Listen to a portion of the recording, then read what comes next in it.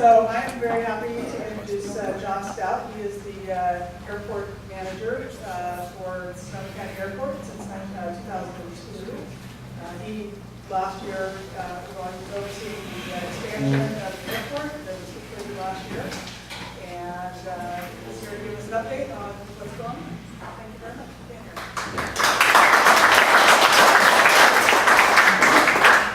Well, good morning, and thank you for having me again. It's been a couple of years since I presented to your club. My job is to give you what you want to know about the airport. So I do have slides about what's going on at the airport. It's mostly focused on the airline side of things. So feel free to ask questions at any point. And it's really good that we finally finished the project. That's been a 14-year effort to get the runway project completed. And now that it's done, everybody's asking when's the air service starting. The airport's had commercial service since 1947, and the service has been up and down. Up until 2001 was when the Express left. You can see the increases and decreases. We were all over the place. 2007 is when Alaska operated under Horizon Air came into town. Since Alaska's been here, they've set 4 passenger service records for us, and so far in 2015 we're on track to set another record.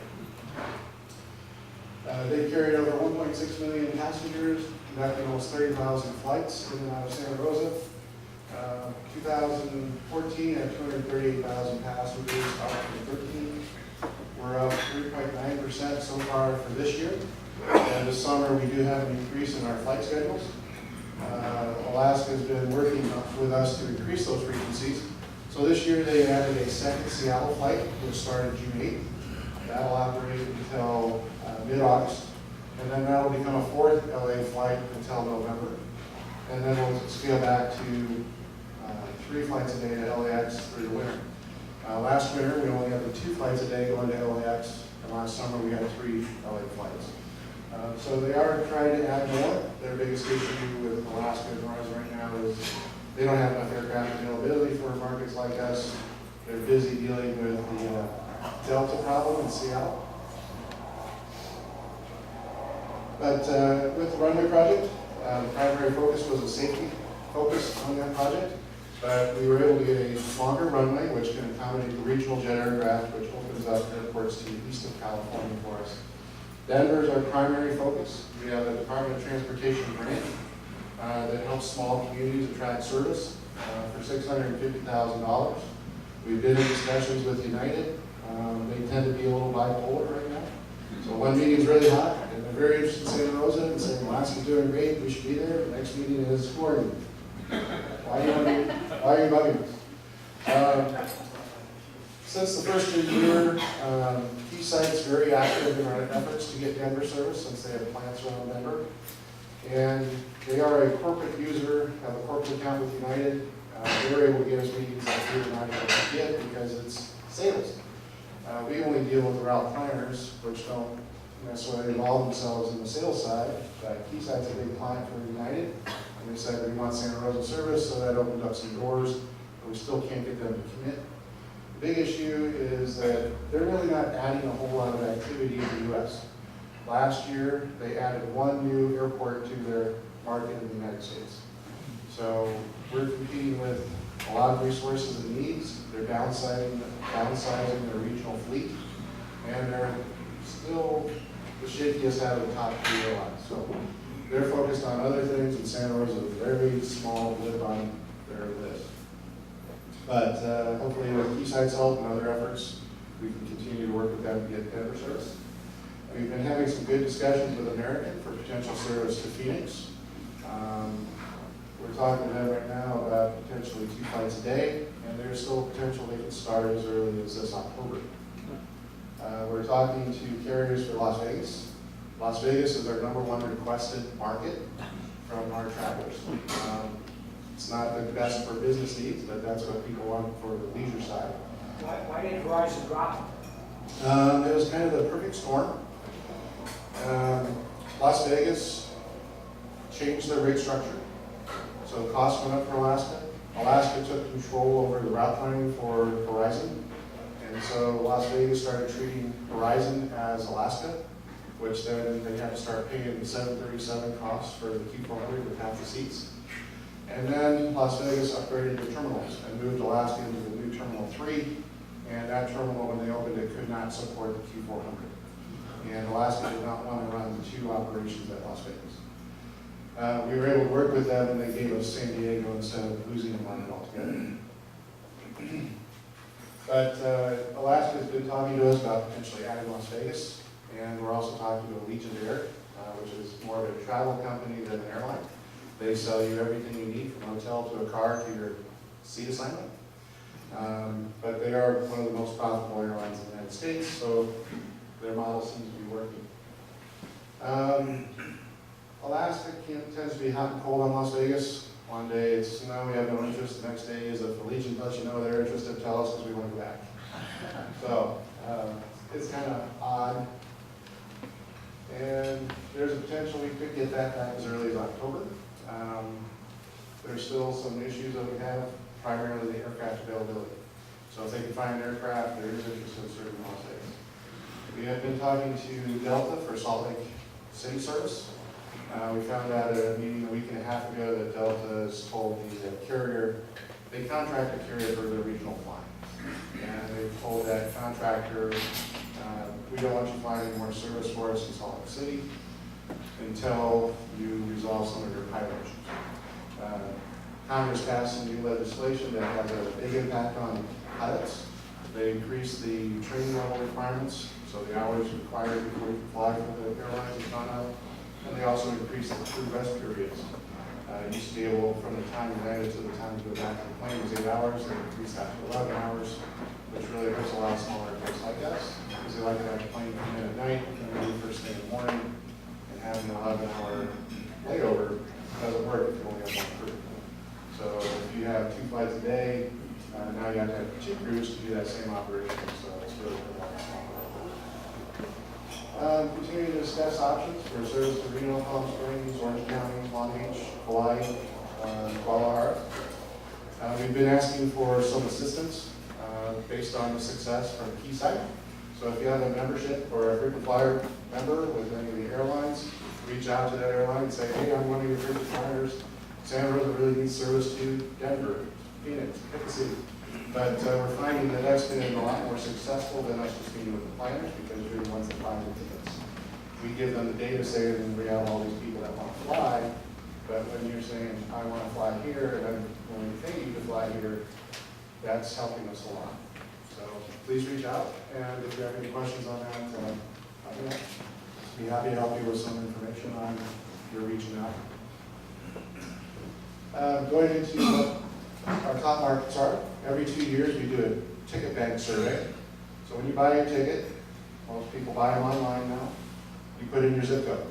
We know from your zip code that you bought a ticket going from San Francisco to San Denver. And so we know how many people buy tickets in our area during that 12-month period. And we've come up with a list of potential markets based on actual booking data.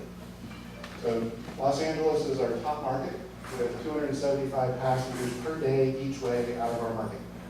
So Los Angeles is a very big market, followed by New York, Guadalajara, Chicago, Boston, Newark, Atlanta, Mexico City, Dallas. So this information is very important for the airlines. They want to know how many people are going to fly from Santa Rosa to any given destination. So when we talk to United, Denver is not very high on our list. It's right, it's number 11. So it's not in our top 10. So they look at that number and say, okay, is that enough people each day to justify flights? And then what about connectivity? Denver is a great number. How many people are going to connect? So we can present to them an estimate of how many people to expect based on how many flights they can give us. Denver is large enough because of the connectivity that we can justify up to 3 flights a day. The airline doesn't see it that way, but we know the numbers are there, and the biggest problem with Denver, with United, is, well, we have a big hub in San Francisco. Why would we add service to San Rosa? We're already capturing 75% of Denver traffic from San Francisco. So we've encouraged them to come to Drive 101. And like I said, we do this survey every 2 years because it does change every year. It's been pretty consistent that JFK, LAX, and Guadalajara have been in the top 3 for the last 12 years. In 2012, when we did the survey, CBG is Charleston Gulf. That was the first time that was in our top 10. It was kind of, well, what was going on in 2012? We thought we had some bad data. We found out that that was the 25th anniversary of wine, California wines winning all the competitions in France. So there's a lot of contingents going into France that year, and it's bumped Charleston all up. Airlines get the same information that we do, and so they are now asking, well, what do you know that's different than that? Because we're competing with 400 other airports for that service. And so, working with tourism, they've been asking, okay, you know you're outbound, but what is your potential for inbound? We want people going both ways to the market. So tourism did a study for us doing visitor spending based on Visa. So visitors that come to town and swipe their Visa card in Sonoma County, they were able to capture the dollar spend and give us some information that we present to the airline. We know that our biggest markets for Sonoma County are drive markets. San Francisco, Sacramento, Los Angeles can be drive or fly. And so that was not new. That was not new to us. But then we were able to show the airlines, New York's big, Chicago's big, San Diego, and take that information and say, there are already people coming here from those markets. Our tourism bureau will go to those markets and say, now we have direct flights to Santa Rosa, and mine that better. So these were the top 20 markets. So there's still a lot of potential there, plus all of our markets that we are showing from our outbound traffic. So we know we have a lot of potential. We can support those flights to Denver, Salt Lake. We believe we can probably support 2 out of those 3 hubs without any problems. We're not going to have 7 flights a day. It's probably 2 to 3 per market, and that'll cover us very well. And going into a little bit more of the airlines, you've been showing us for years. You have these numbers are here, but getting into more detail. What's the likelihood that people actually use it? So we were at a conference the first week of June where we did speed dating with airlines. So we met with 8 different airlines. We had 25 minutes to talk about the airport. We've been doing it for years. They know who we are, but they keep asking, well, what's new? So we did a survey right before that conference. We did it online, published it in 5 days. It had 817 responses. And so the airlines like that response ratio, considering we didn't advertise it, other than social media, Chamber sent it out through their membership. And they wanted the location, if they're part of the frequent flyer. Then we talked to a couple of airlines, what information do you want us to ask? So when we asked Alaska Airlines, we're going to do this survey, what would you like to know? They said, well, we're always looking at potential markets and opportunities. Why don't you ask if we added fly, how many people would use it? So we asked that, and 8% said they would take 1 to 3 trips per year. Orange County, 65%. Phoenix, 73%, and Las Vegas, 73%. So we always talk to Alaska about other opportunities. The biggest problem, again, is aircraft availability. They do have new jets coming into their system. They just announced that they're buying, they're having a contractor for them buy 16 new jets. These are the 76 Embraer 175s. They seat 76, so they allow the first class and coach. They're not sure if they're using our market yet, but those are starting to go into their fleet next month, which will help free up some of the key 400s, which then can help us with some of the other markets. Can the airport handle a plane that can fly computer-wide? Yes. What was the question? Yes, if the airport can handle a plane that can fly from here to Hawaii. We asked about service to Phoenix by Americans. Would you use the service? We had a high response rate. We had an open-ended question, what are your top markets connecting beyond Phoenix? So Denver was the top market, followed by New York and Dallas. We asked the same question for international. So London was the top, connecting through Phoenix. Asked the same thing for Salt Lake. Would we use the service? Not as strong as Phoenix. Top markets were a little bit different with New York, Dallas, and Chicago, and the international markets were a little bit different as well. Same thing for Denver, 85% said they'd use that service, so this was good information to give to United, and we met with them at our speed date. Top destination connection markets, Chicago, Houston, and New York. Top international London, Paris, and Dublin. Then we asked an open-ended question, okay, what if we could get service anywhere, what are your top 3 choices? Las Vegas, Denver, and Chicago were the top question. We didn't want to focus it down and say, pick only from this list. We do occasionally get asked, oh, can you get non-stop service to Wichita? No, not very well. I think it has 3 passengers a year, but we'll try. Then they asked what top airline choices they have. United was by far the strongest, followed by Southwest and Delta. Yes, sir. That's the first time I've seen Southwest mentioned. I know, obviously, we're pretty close proximity to Oakland, their big hub. Can you even have a shot at Southwest ever? Maybe. It's a very weak shot. Okay. Southwest is a very good company. They've agreed to meet with us at these speed dating conferences for years. They're very nice people. We just don't fit their business model. They're very unionized. They're 85% union, so they're very strong in that. They have union contracts that require them to have their union employees do the ground support at the airport. And for that to start making economic sense, they need 6 to 7 flights a day out of the market before they'll consider serving it. And at 6 flights a day, their average aircraft has 148 seats, times 2 to get the inbound as well as the outbound, times 365, times their 85, 87% load factor. That's a lot of people to put on that plane. So we don't fit their model right now.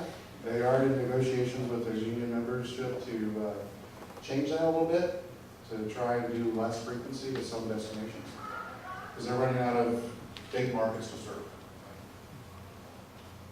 They're at least very nice and tell us straight up, no, we can't serve you, but we like your market, but maybe someday. Interested in Mexico flights? 55% said yes. We asked that because Guadalajara is our number 3 market. And so there's a lot of interest, a lot of support for the service, and we continue to plug away.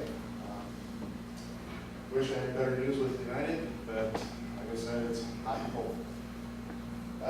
We're not just about the airline.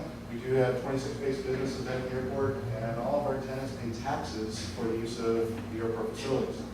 So they pay $1.4 million in taxes. The 7 flights a day we have right now in Alaska are $155 million economic impact, 578 jobs in the community. That's both direct and indirect. We anticipate 11 to 12 commercial flights per day by the summer of 2016, and the 12 flights will be $282 million economic impact, 893 jobs. So we broke it down a little bit easier. Each flight generates about a $23 million economic impact, 70 jobs. I mentioned we had finished the runway project last November. So the runway is complete, and that is what's opened up the opportunities to get the carriers to go east. They want to use the regional jets, and it's contrary to what you would think. Smaller planes need a longer runway than the bigger planes. We could accommodate a 737 prior to this project, but we couldn't accommodate the 50-seat regional jet unless they went a very short distance. Delta did an analysis on our 5,100-foot runway for Salt Lake City with a 50-seat jet. They have to start taking passengers off the plane at 65 degrees because of weight limitations for the short runway. And by 85 degrees, they can only have 24 passengers out of 50. So it just doesn't work. At 6,000 feet, the only time we're running into restrictions is when we get over 100 degrees. So it now opens up all that opportunity. We had talked to Aloha before their bankruptcy. They were contemplating flying to Orange County from Santa Rosa with a 737, and they had no restrictions. Now, with the 50 or 100-foot runway, no, we could not have made it wide. But with the 6,000 feet, they can. Future projects. Because of those passenger records, we have some growing pains going on at the airport. We have 7 flights a day, so right now we are very congested. Our parking lots are filling up. And so we do have a new long-term parking lot contemplated for this year. It's designed, it's permitted. We're just ready to get to the point of being able to afford it. It's about a $2 million construction project. But based off of our current operations, we can't afford the payments on the $2 million. So if we can add those additional flights, at that point we'll get that going, and it should only be about a 4-month project. We have to rehabilitate our airline ramp. It's the original ramp from the early 60s, and it's starting to fail. So we'll be putting in a new concrete apron for the parked aircraft. We currently only have 2 parking positions for Horizon Air, and when we're done, we'll have 3 positions. And so that'll give us some more flexibility for that second carrier that will start soon. And the big one that is the terminal renovation.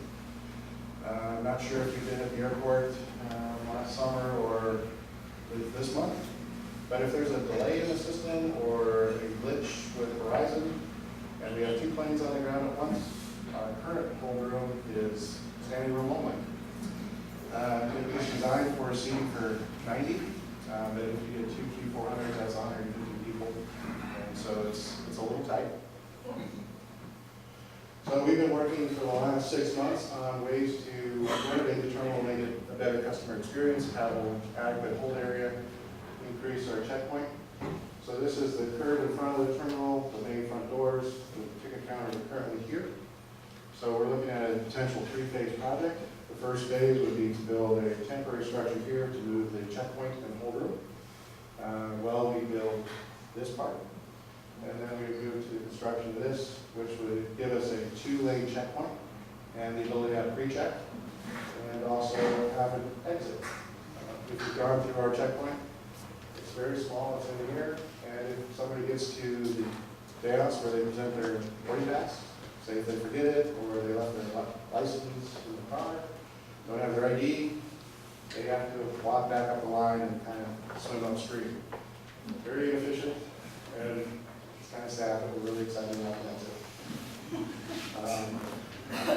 So it will also give us that ability to handle 2 flights at a time with the 2 checkpoints. And then the goal is to have seating for 200. So there have been a few rare occasions where Alaska's had 3 Q400s here at once, and that was really interesting. And then the last phase would be to move the ticket counters from here, put them here, move the rental cars to here, the bag belt here, so we can eliminate some of the congestion from the crossing of the inbound and outbound passengers. So it's this area very tight. Right now that's estimated about $8.5 million, and we hope to go to our board of supervisors in August and start having discussions on this improvement and the hardest part, how it gets paid for. With that, I used to fly frequently when American and United were both there some years ago, and I never booked an early morning flight because of fog. And is that still a problem? I mean, they were canceling flights on a regular basis. for United, the bigger problem was not necessarily us on getting out.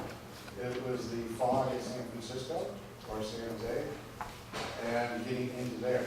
So when San Francisco goes into bad weather conditions, their number of operations they can accommodate per hour gets cut in half. So they go from 65 an hour to 35 an hour that they can accommodate, and which plane are they going to hold? A 30-seat aircraft sitting in Santa Rosa that's 65 miles away, or a 737 comes out of Chicago?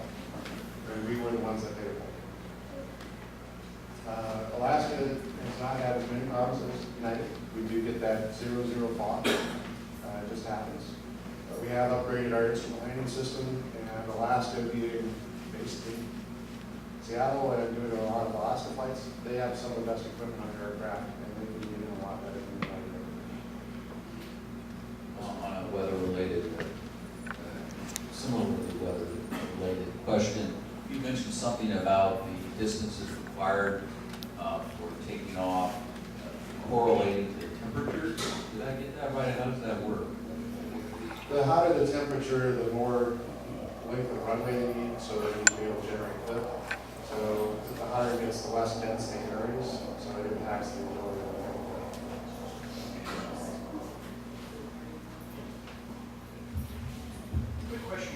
about some of these new airlines like I think Surfjet or Surf Air and some of those kind of things.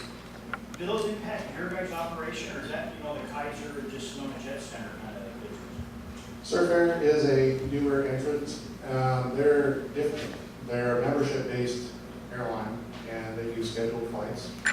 They were supposed to start in Santa Rosa on May 21st, but when they made the announcement, their membership said, we don't want to go to Santa Rosa, we want to go to Napa.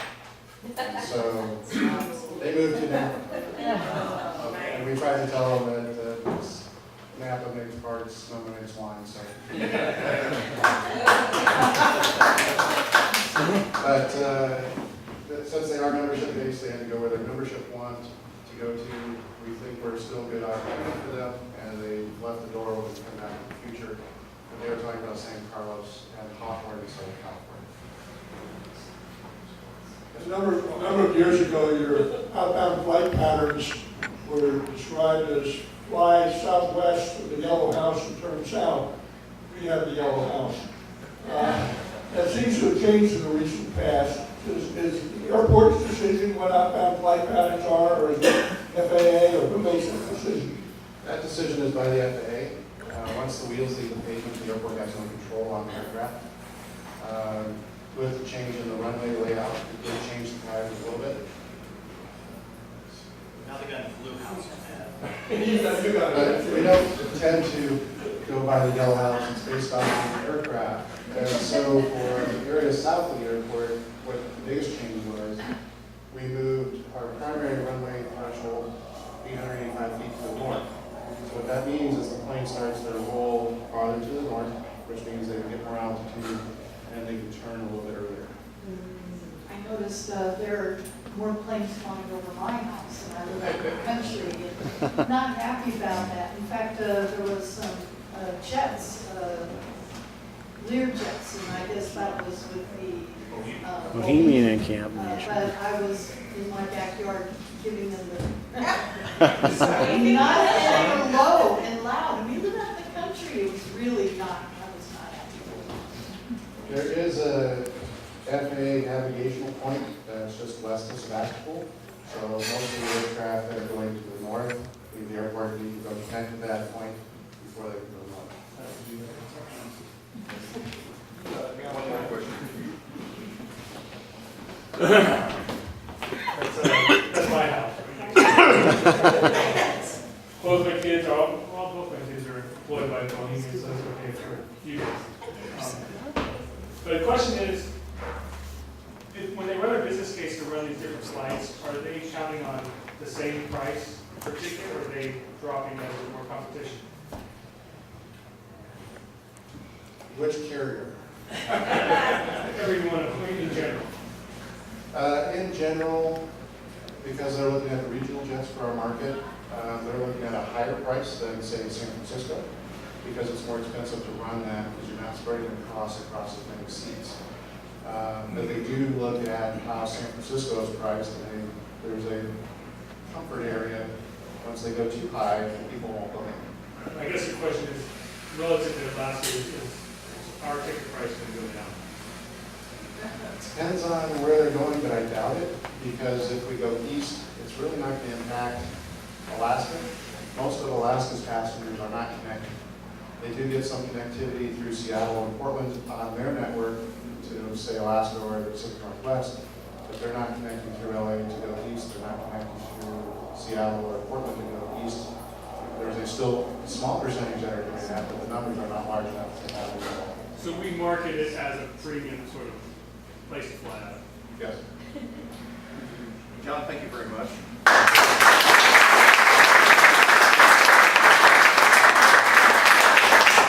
couple of small tasks I'd like to have you do. Actually, one of the tasks we have a door prize, and actually we've got a couple of things in here. You can draw one of these tickets and just read the last 4 digits.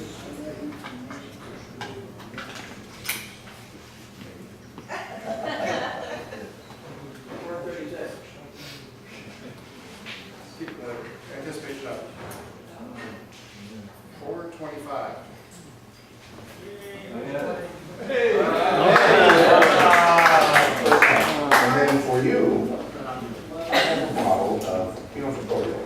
John Galeto bottled it especially for us. It's a very nice Pinot Noir. And with it goes the donation of the way around. So thank you very much. Very interesting.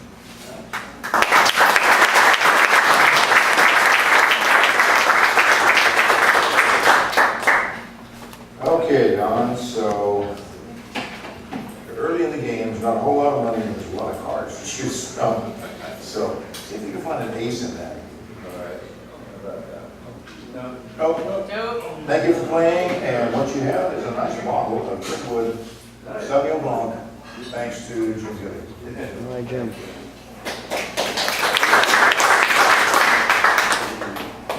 Okay, so, shutter.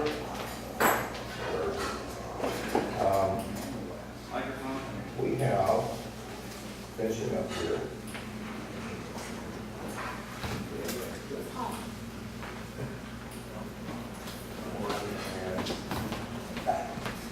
So, thank you, Jim, for that door prize, and Okay, so joke of the day. The title of the joke, to get you out of here quickly, is Why Italians Do Not Make Good EMTs.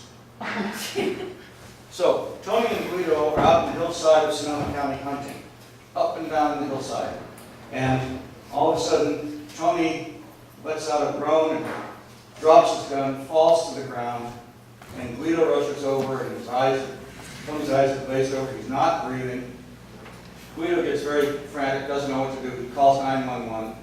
He gets a dispatcher on the phone, and he says, I think Tony's dead. He's not breathing. I think he's dead. She's going to calm down, take it easy. I want you to go over and check him and be sure he's dead. So he goes over. The dispatcher's listening to the phone. Here's a gunshot. Guido comes back on the phone and says, okay, what's next?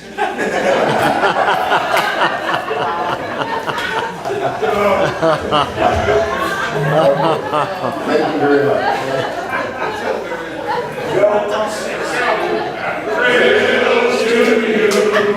Until we meet again.